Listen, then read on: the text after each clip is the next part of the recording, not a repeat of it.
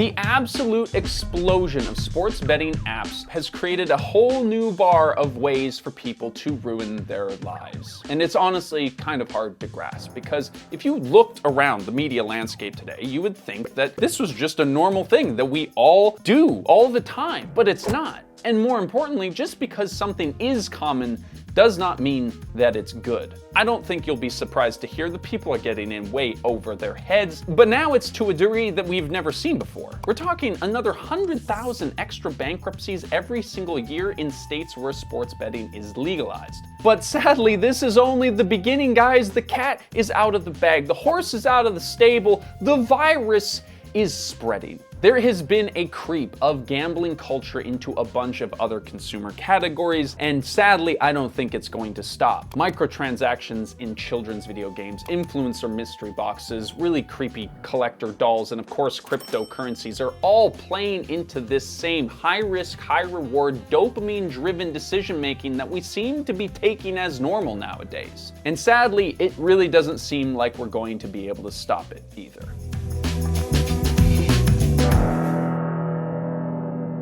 Thank you to Ground News for sponsoring today's video. So we wrote a whole section of this script a long time ago leading up to the Super Bowl, but then we decided to not make it and take a 4-month break instead.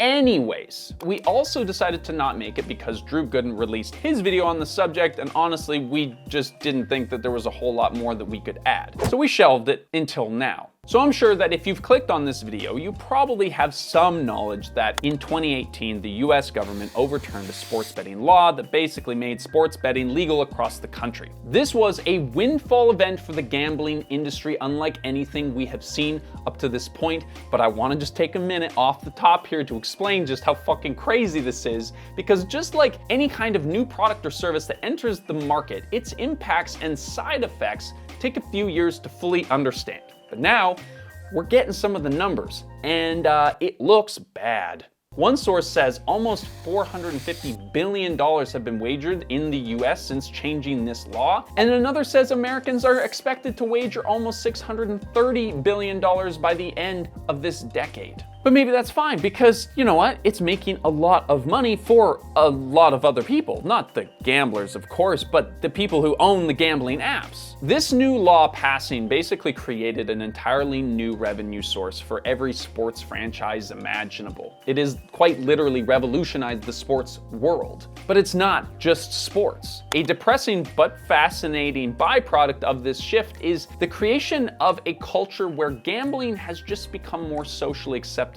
across the board. More and more, we are seeing gambling integrated into previously gambling-free experiences. There's a spectrum of this happening through what is called gamification. The definition on Wikipedia is pretty solid, so we're going to pop it up on screen here.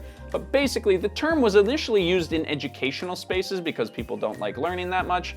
And so they would introduce things like leaderboards and progress bars and prizes to incentivize players or learners to continue through the activity in question. And it works pretty well too, but when it's weaponized against people's best intentions, it works even better. You've probably heard about the Roblox controversy, where basically it's like a kid's game that, you know, in some instances would make you grow a garden, for example. You can use in-game currency, which is connected to very real-life currency, to speed up the growth of your garden in the game. So instead of waiting for a whole turn for your garden to grow, you can just plunk down a couple of Roblox coins, or Robux, I think they're called, and your garden just grows instantly. No delayed gratification necessary. Just frickin' get what you want right now. And there's a whole bunch of ways in which they're manipulating this system to make it very confusing and misleading for kids, and it's making them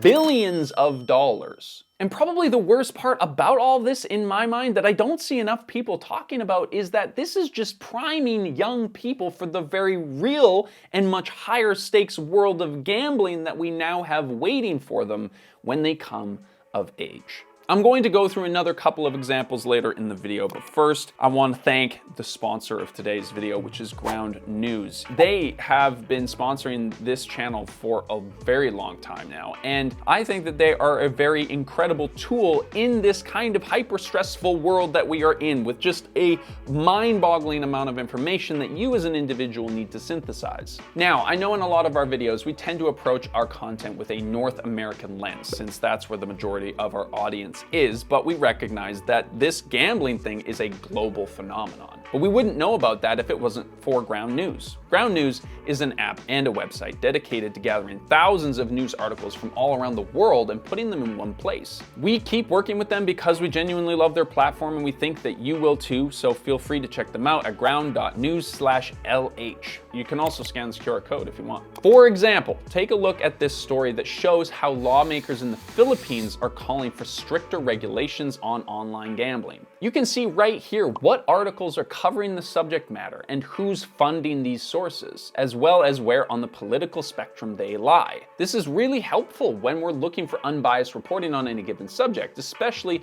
when used in combination with their blind spot page. Here you get easy access to what the left and the right are and are not focusing on, and that gives you a more full picture of what's going on in the world instead of just being narrowly fixated on your little bubble. We believe that it is actually worth taking the extra step to subscribe to a nonpartisan news platform that'll go the extra mile to keep you informed, and that is what Ground News is all about. So we encourage you to dive right in, going to ground.news/LH, or you can scan this QR code to get started. You can join for less than $1 a month, or you can use the link in our description to get 40% off their unlimited access Vantage plan, which is what we use. I've been wearing their hats so long, it's actually getting faded now. So thank you, Ground News, for the hat and for all of the continued support. It means a lot to our channel, but let's get back into the video. I think people inherently understand that gambling is bad, because up until the last 5 years, it was largely considered to be a horrible thing that people should just not do. But the massive influx of advertisements for betting apps and the insertion of gambling features into just about everything now is a classic gold rush moment. And once you recognize it, you can see where all of this is going. We saw this with e-scooters, ride-sharing services, meal delivery services, streaming services, vapes, and a whole bunch of other stuff that I'm sure that you can think of. And they all kind of go like this. A new discovery or a new technology or business model comes onto the scene, and there's a mad dash of all these companies trying to capitalize to gain market share. They don't care about the health or well-being of the people who are adopting it, the kids who are addicted to vapes, the scooter riders that are dying in the streets, or the people who are losing their life savings on a parlay. All these companies want in this early phase is to snatch up as much of the market as they possibly can in order to be bought out by one another, or buy out everyone else and become the monopoly that has all the control. They're doing this because they know that this is a limited window of time before regulators and individuals understand what's actually going on and start cracking down on them. And this is why you're seeing competing advertisements from NGM, Sportsbook, and DraftKings, and Bet365, and all of the other ones fighting together with their own fleet of celebrity warriors for your attention and for your money. And honestly, the money right now is so good, it would be such a great time to be a creator who doesn't give a shit. Oh my God. Like, if I had no moral compass, I would be doing DraftKings sponsorships like every other day, because they pay so much money. But I would say that we're getting close to the end of the first phase, because there's already whispers that things are starting to crack and people are starting to get tired of it, right? Apparently, 20% of our sports watching experience now is just gambling ads. But honestly, it feels even higher than that. People are saying things on Reddit because that's what Reddit is all about,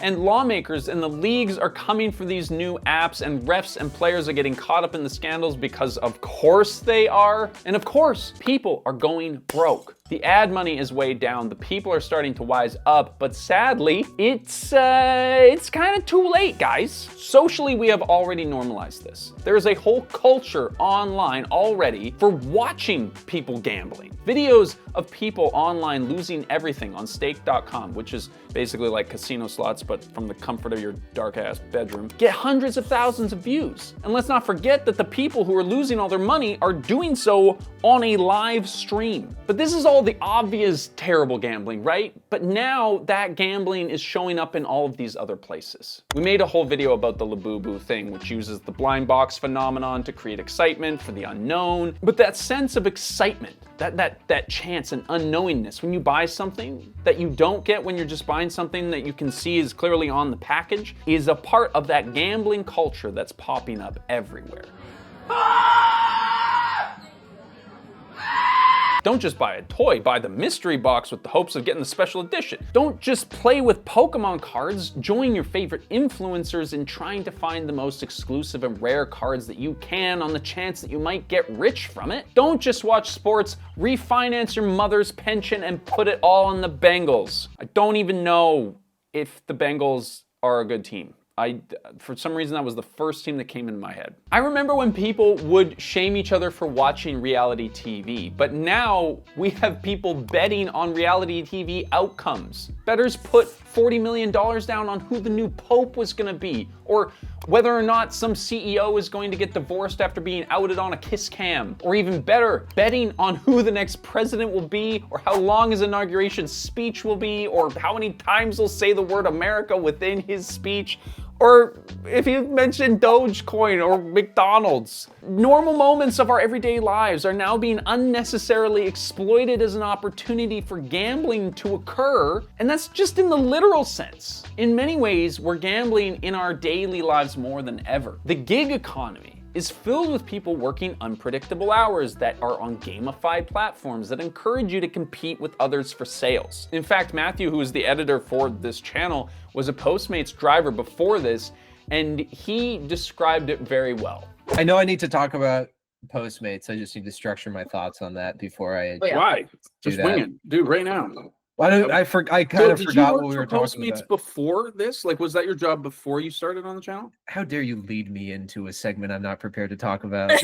Thank you for the seamless transition, Levi. Yes, I was a Postmates driver during the pandemic in 2020. It was the only good time to be an app-based delivery driver. When you do these food deliveries, you get paid a certain amount per order, which surges up during peak hours. But there's an additional bonus structure on top of the per order payments, which is the part that's really gamified. Every food delivery app has a bonus system for the drivers. Basically, you do a certain amount of orders within a certain amount of time, they'll give you an extra flat rate. Uber Eats calls these quests, DoorDash calls them challenges. The food delivery companies won't admit this, but it's basically universally understood that the people who are offered most of these reward objectives are people who are new to driving or haven't driven in a while. It's basically the same system that gambling apps use to lure in new or lapsed gamblers. They're offering you extra money to build a habit. That means if you're somebody who does just a couple orders on your way home from work and suddenly you're offered $400 to complete 20 orders over a weekend, you know, next thing you know, you're driving Uber Eats all weekend, even if you don't get the requisite 20 orders to achieve that bonus. But yeah, that's my input. Anyway, Levi, back to you. And I think that this is another reaction to what's going on in the world today. It's a scary place out there. There's a lot of uncertainty, and that uncertainty and that instability means that people are more and more desperate than they would normally be. And so winning the lottery seems like a better idea when you have fewer options to begin with. And we say this a lot in our videos, right? Consumerism and capitalism as a whole loves it when people are exhausted, stressed, and isolated, because then you need to buy stuff to fill those voids. But gambling is the worst of all of them because it's the least productive way to destroy a person's life. Like, capitalism can only get more efficient at extracting money from people before it just destroys the person and then they can't extract any value from it. Like, it's the perfect metaphor for companies that destroy the planet. Like, if you want to sell iPhones, then you should not mine every conceivable piece of material that is needed to make them, because then you won't have any more stuff to make the phones with. Like, if you put people into these extremely stressful circumstances where they have to go to absurd lengths to be able to afford your product, then eventually they're not gonna be able to afford your product anymore. Even with gambling, at a certain point, people aren't going to be able to gamble if they don't have money to gamble with. It doesn't get us anywhere, and it ruins people's lives in the process. And the psychological stress of being in debt is very well documented. And when it comes to gambling, it's even worse. Domestic violence goes up, anxiety and depression go up, and most notably, suicide. So yeah, we know this is a very sensitive and touchy subject matter, and we're leaving some resources down below about gambling and how to manage addiction in general. And if you get anything from this video, you know, just check in on people in your life who you see might be falling down this rabbit hole, because this is not normal. We should not be gambling money on our phones on the way to work or while we're sitting on the toilet. And if this video does anything, I hope it's that. So thank you so much for watching. If you want to see more content from us and you don't want it to be as depressing, we have a whole bunch of other videos about like chocolate bars and dolls and water bottles and stuff. So maybe go check that out after this. All right, see you next Wednesday.